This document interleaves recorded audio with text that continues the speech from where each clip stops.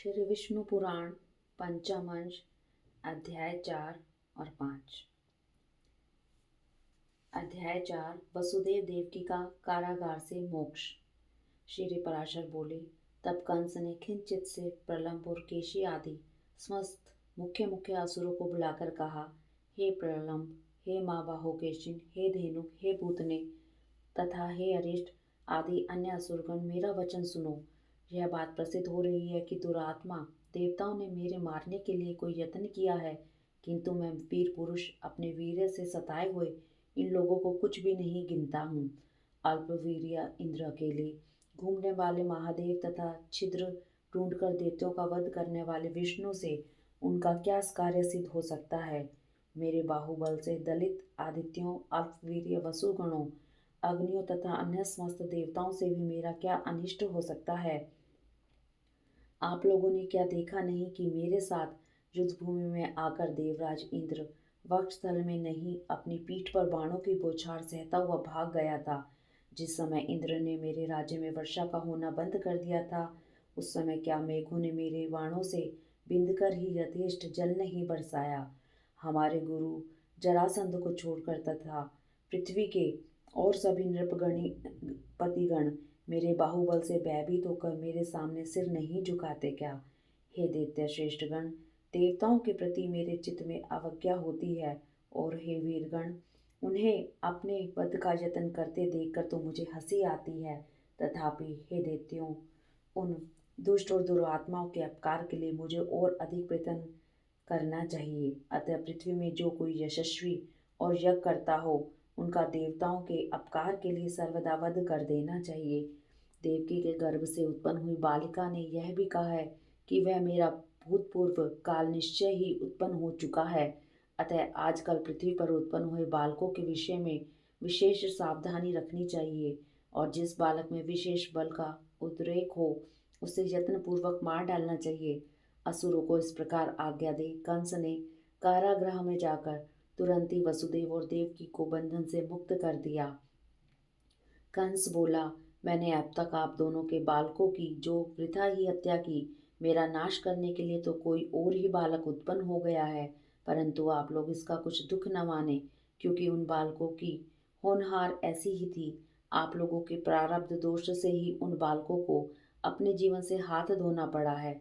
श्री पराशर जी बोले, हे द्विश्रेष्ठ, उन्हें इस प्रकार ढांढस बंधाया और बंधन से मुक्त कर कंस ने शंकित चित्त से अपने अंतःपुर में प्रवेश किया। इति श्री विष्णु पुराणे पंचम अंशे चतुर्थ अध्याय। पांचवा अध्याय पूतनावध। श्री पराशर जी बोले, बंदी गृह से छूटते ही वसुदेव नंद जी के छकड़े के पास गए तो उन्हें इस समाचार से अत्यंत प्रसन्न देख कि मेरे पुत्र का जन्म हुआ है। तब वसुदेव जी ने उनसे आदरपूर्वक कहा, अब वृद्धावस्था में भी आपको पुत्र का मुख देख लिया, यह बड़े ही सौभाग्य की बात है। आप लोग जिस लिए यहाँ आए थे, वह राजा का सारा वार्षिक कर दे चुके हैं। यहाँ धनवान पुरुषों को और अधिक नहीं ठहरना चाहिए। आप लोग जिस लिए यहाँ आए थे, वह कार्य पूरा हो चुका है। अब आप यहाँ किस लिए ठहरे हुए हैं। अतः हे नंद जी, आप लोग शीघ्र ही अपने गोकुल को जाइए।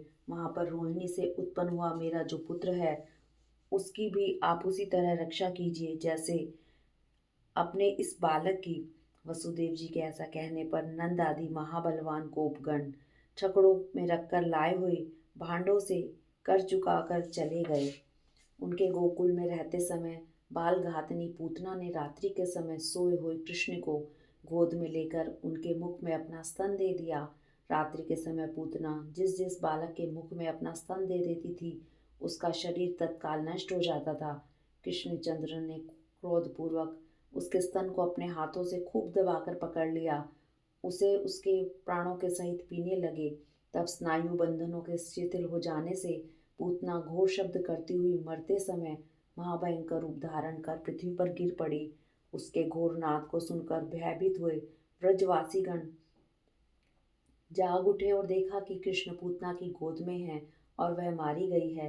हे द्विजोत्तम, तब भयभीता यशोदा ने कृष्ण को गोद में लेकर उन्हें गो की पूंछ से झाड़कर बालक का ग्रह दोष निवारण किया। नंद गोप ने भी आग के वाक्य कहकर विधि पूर्वक रक्षा करते हुए कृष्ण के मस्तक पर गोबर का चूर्ण लगाया। नंदगोप बोले, जिनकी नाभि से प्रकट हुए कमल से संपूर्ण जगत उत्पन्न हुआ है, वे संपूर्ण भूतों के आदि स्थान श्री हरि तेरी रक्षा करें। जिनकी दाढ़ों के अग्रभाग पर स्थापित होकर भूमि संपूर्ण जगत को धारण करती है, वे वराह रूपधारी श्री केशव तेरी रक्षा करें। जिस विभु ने अपने नखाग्रों से शत्रु के वक्षस्थल को विदीर्ण कर दिया, वे नरसिंह रूपी जनार्दन तेरी सर्वत्र रक्षा करें। जिन्होंने क्षण मात्र में सहस्त्र त्रिविक्रम रूप धारण करके अपने 3 पगों से त्रिलोकी को नाप लिया, वे महावन भगवान तेरी सर्वदा रक्षा करें। गोविंद तेरे सिर की, केशव कंठ की, विष्णु गुह्य स्थान और जठर की तथा जनार्दन जंघा और चरणों की रक्षा करें। तेरे मुख, बाहु, प्रबाहु, मन और संपूर्ण इंद्रियों की अखंड ऐश्वर्य संपन्न अविनाशी श्री नारायण रक्षा करें। तेरे अनिष्ट करने वाले जो भूत प्रेत कुष्मांड और राक्षस हों, वे शांख धनुष चक्र और गदा धारण करने वाले विष्णु भगवान की शंख ध्वनि से नष्ट हो जाएं। भगवान बैकुंठ दिशाओं में, मधुसूदन विदिशाओं में, ऋषिकेश आकाश में तथा पृथ्वी को धारण करने वाले श्री शेष जी पृथ्वी पर तेरी रक्षा करें। श्री पराशर जी बोले, इस प्रकार स्वस्ति वाचन कर नंद गोप ने भगवान बालक कृष्ण को छकड़े के नीचे एक खटोले पर सुला दिया। मरी हुई पूतना के महान कलेवर को देखकर उन सभी गोपों को अत्यंत भय और विस्मय हुआ। इति श्री विष्णु पुराणे पंचम अंशे पंचम अध्याय।